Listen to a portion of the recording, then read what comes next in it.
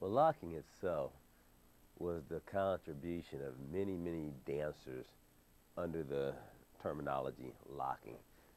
It all started with, of course, Don Campbell, who I consider the grandfather of locking, but he was by no means the sole person behind locking. I mean, he set the style, which I believe was based off the Funky Chicken, which was the premier dance before locking got started. But from there, so many different styles got involved that the styles were just so numerous that there was no one style of, quote, locking. I mean, there were so many different styles with so many different people making contributions. Again, people could spin hats, people who could do different kinds of splits, people who could fall on their hands and kick their legs up in the air, people who were double jointed, people who were into the martial arts and they brought that aspect. I knew of a young lady who was double jointed where she could clasp her hands in front of her and make her hands go behind her over her head without separating her hands. And so there were just so many different styles, but there's no doubt that it all started with Campbell locking, and it was spread throughout as locking.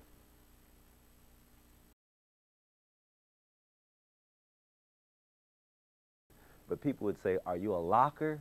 And when they would say, "Are you a locker?" it was common understanding that they were not asking, "Are you a member of the lockers?"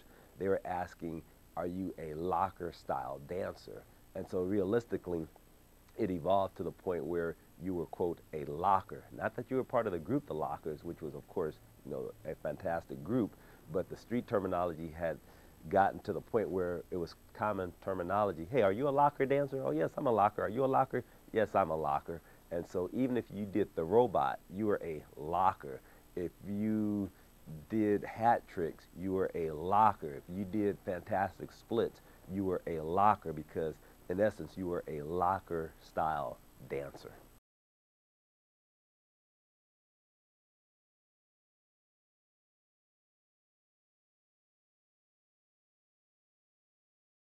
There are many, many steps involved with locking, and there is a right way and a wrong way to incorporate these steps into the locking routine.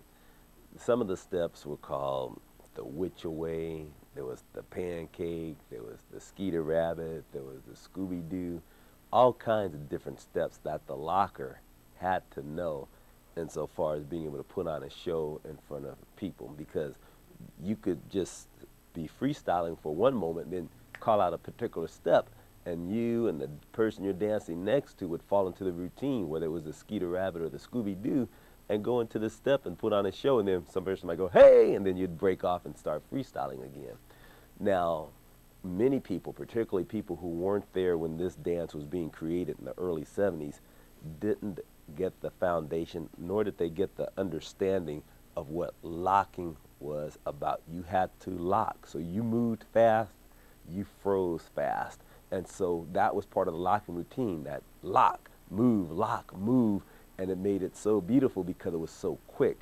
Well, other people who didn't learn the foundation would try to emulate these steps, and you could see a difference. And we refer to that as the slop lock, because with the slop lock, that athleticism wasn't poured into the dance. It was the emulation of trying to duplicate the dance, how they say, often imitated, never duplicated. Well, that's what the slop lock was all about.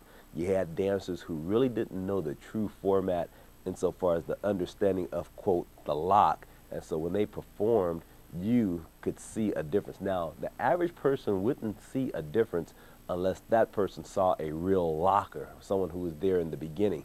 When you'd see a real locker dance, then you could see what a slop lock was all about. And there have been some people who have claimed to be part of the original dancing of the locking movement, but they actually came about later in the 70s. And if you look at their films and you look at real lockers, you would see a tremendous difference.